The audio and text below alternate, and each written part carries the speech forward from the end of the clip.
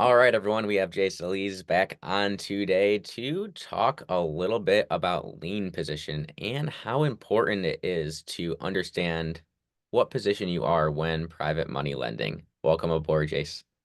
Thanks for having me, Paul. I'm super stoked to talk about this today. This is one thing that I see a lot across the board with newer investors and more experienced investors is they don't necessarily understand the lien position they're in and the potential implications for that. So excited to dig into that.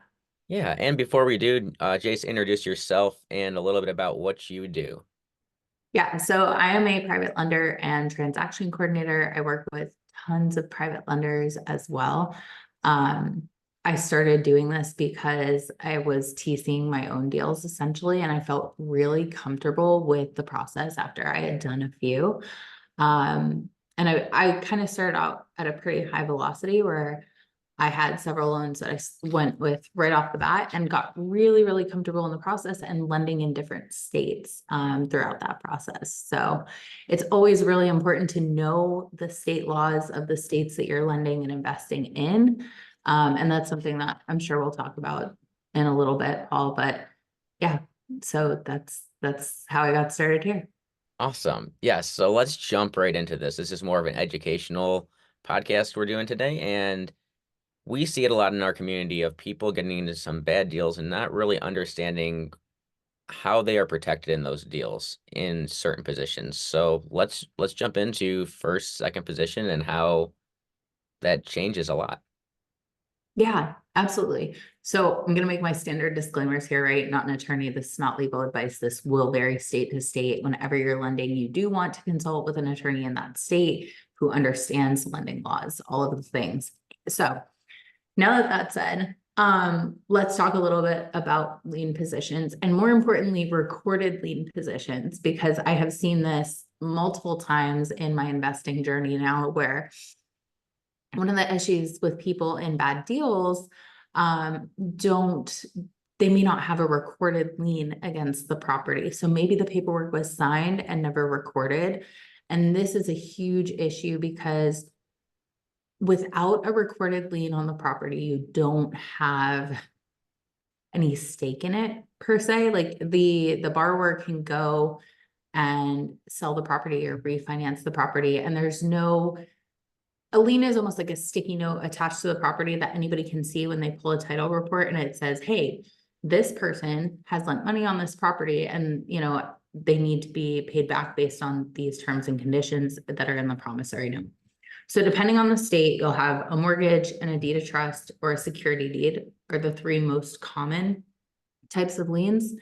You'll also have, mechanics liens, you'll have city tax liens, you'll have code enforcement liens, judgments, all of these other types of liens that can also be put on a property as well. For a private lender, my position is always to have a recorded deed of trust or mortgage. Another document that I will always have is a promissory note, right? So it's almost like the terms and conditions for the loan. Here is how I'm going to get paid back. Here are the deadlines and dates that we have to meet within this. Here's what default looks like. Here's a default interest rate, things like that.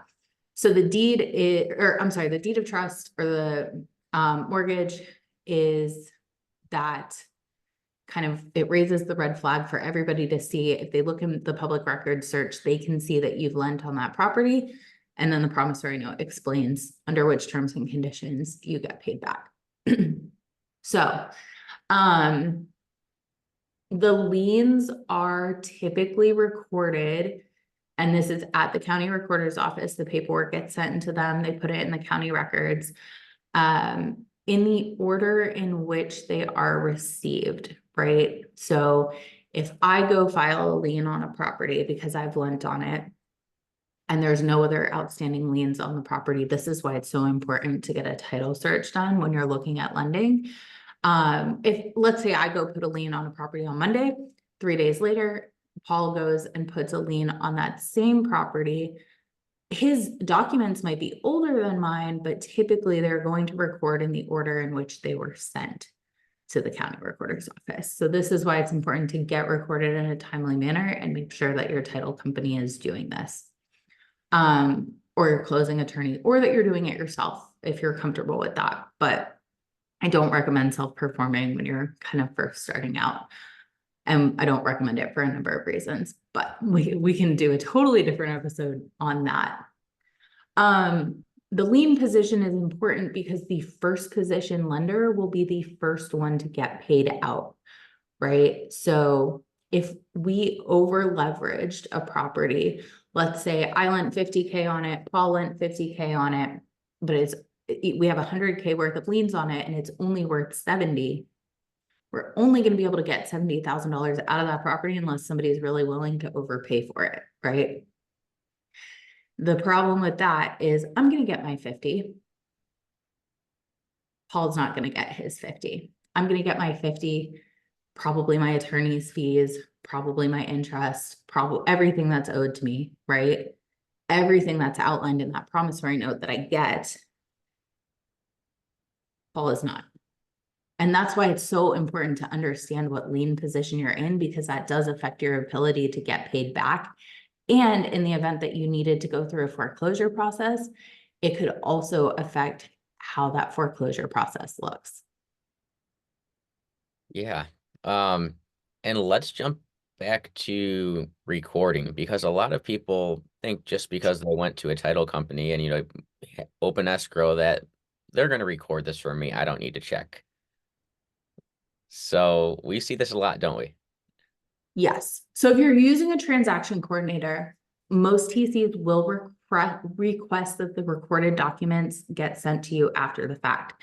There are certain states and certain attorneys' offices specifically where they will not send the TC a copy of the recorded document, which is crazy because it's a public record, but whatever. I won't stand on that soapbox today. They won't send us a recorded copy of the deed of trust or mortgage, but if you, the lender, request it, they will send it to you, right? You should always be able to get that information from a title company or closing attorney that has done that transaction for you. Most of the time, your TC will be able to get it, put it in your closing packet, and deliver all your documents electronically in a nice little bundle. Now, they should also get mailed to you. Your promissory note should get sent out to you as soon as it's signed at closing and they've scanned it in and done everything they need to do at title. Your deed of trust or mortgage typically will get mailed into the county or e-filed with the title company and then sent to you, the original sent to you with that recorded stamp. So, but not all title companies know that they need to record. Not all of them remember to record. And in fact, I just had one maybe 2 weeks ago, 3 weeks ago, where they didn't record. And I wouldn't have known unless we had requested the recorded copies. Yeah. And even county by county specifically, some counties are a lot slower to record. It's not even that they're not going to record or title or the attorneys didn't send it in. It's just that they take quite a while to record. Yes. Yeah, I had a lien that took so long to record that when the FedEx showed up at my mailing address, I was like, what is this? I'm not expecting anything from FedEx. And I opened it up and it's my deed of trust, and I'd forgotten all about the fact that I didn't have it yet. So Yeah. because it took like over 45 days. It Yeah, was that's crazy. So in most places, it takes about 2 to 3 days. If you're e-filing or going in person, it can be much, much quicker. And that's why e-file is so popular. But even with e-filing, I mean, I've seen it take a few weeks in certain places that are really backed up. So what is your procedures when when it's not recorded quickly? Do you have a certain amount of days that you follow up to see why this is held up? Like when you're running a TC file, when you're doing a job? That's a great question. So one of the things that I typically do is I will ask, what is the expected time? Like I'll say, hey, do you have the recorded documents yet? If not, when can I expect them? Because the title company or closing attorney, they will record in that county on a pretty regular basis, most likely, unless you are, working with a closing attorney on the other side of the state and it's some tiny little rural county. Most of the time, they're probably going to be recording there pretty consistently. I work all over the US. I work in multiple different counties. So because of that, I may not know, okay, what are the recording times look like in St. Louis, Missouri, right? If I haven't done a file there before, or I haven't done one in a long time. That title company or closing attorney, they should know the average recording times. So if they tell me, oh yeah, on average, it takes about 35 days, we're mail-in only, then I know, put a little calendar reminder, check back in with title around about that time.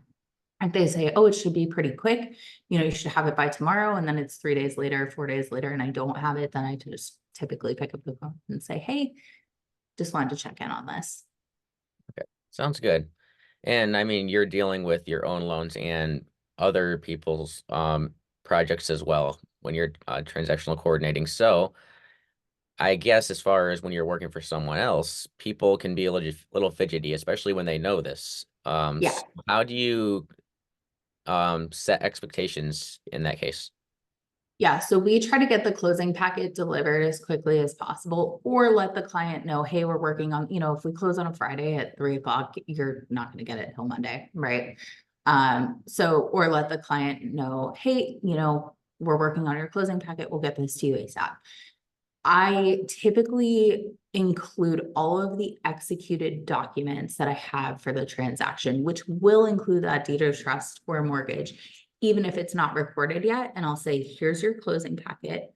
Please note that the electronic version of this deed of trust that I have is not recorded yet. I will get a copy of the recorded document when that's complete, and I will send that to you, right? That way they have the documents. That gives them a lot of ease. And in the event that the title company doesn't perform, the closing attorney doesn't perform in recording it, they hopefully should be able to go record that themselves if they absolute worst case scenario had to. Okay. And now let's jump back into lien position and something that we touched on already, but I want to go into a little bit more depth of. Yeah. We talked about first and second in your example of you lending 50,000 and me lending 50,000 on a property worth $100,000. Now let's talk about when that loan goes late and we don't get repaid and how I was already not going to get all my money back. But how important is it to understand everything as far as the terms and conditions of first position when lending in second? Yeah. Okay. It is so important to understand the terms and conditions of the first, because you cannot determine how much safety you have in your lien in second without that understanding. If you have a hard money lender who's in first, a hard money lender will never take second position, right? They just don't do it. Some of them do not even allow a second position.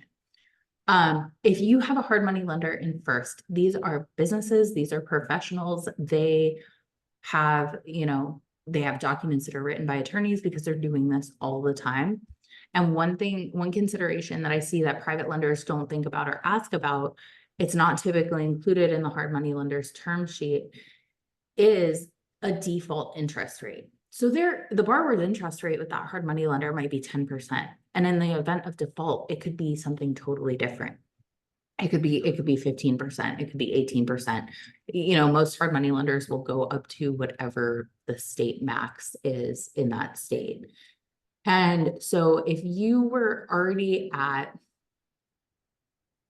let's just say like a 90% LTV, the first position lender, in the event that they foreclose and that property goes to auction, their payoff amount is going to be their loan amount, their interest, their default interest, their late fees, their attorney's fees, anything that they can tack on. And if you've ever gotten a hard money loan, you know that there are like already 50,000 fees associated with that on the front end. So I'm sure it's even worse in a default situation. That's why it's so important to understand, because in second, you are getting the leftovers, and it's possible that there is plenty of equity, right?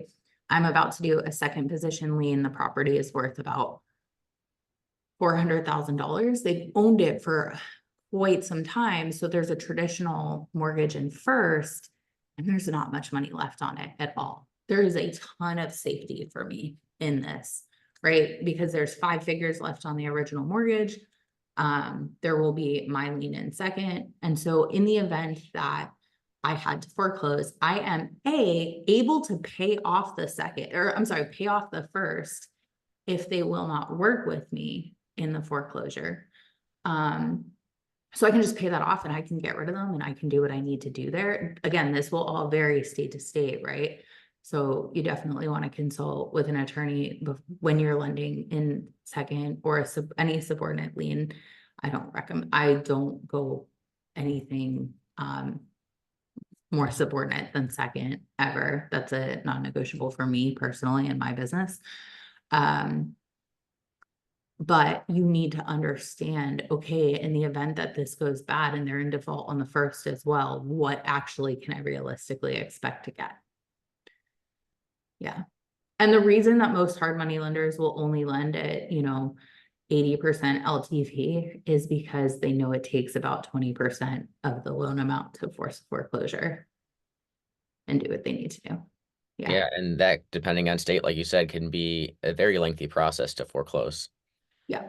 And you were talking about buying out first position. So when you're lending in second, knowing what's left on that first position note is pretty important, because if that first position won't work with you, do you have the ability to buy them out in order to take that property back?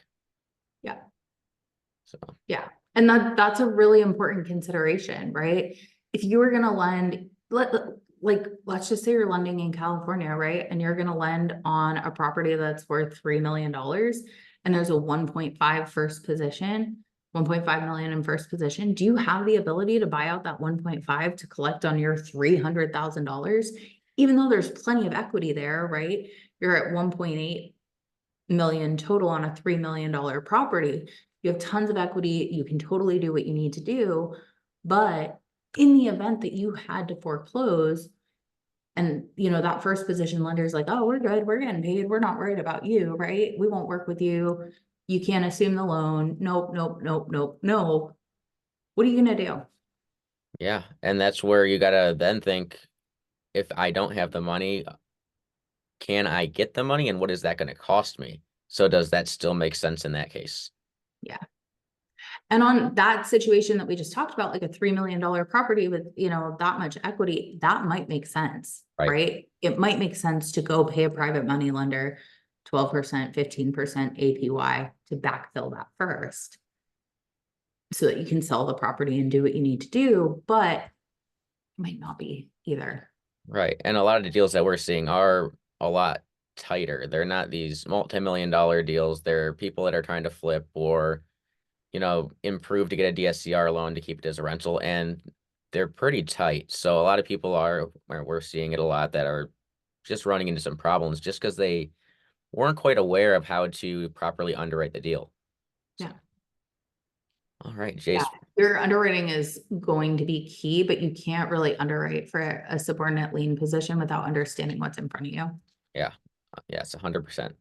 Jace, how would you like anyone that's watching this video to contact you if they had any questions on this or need a TC?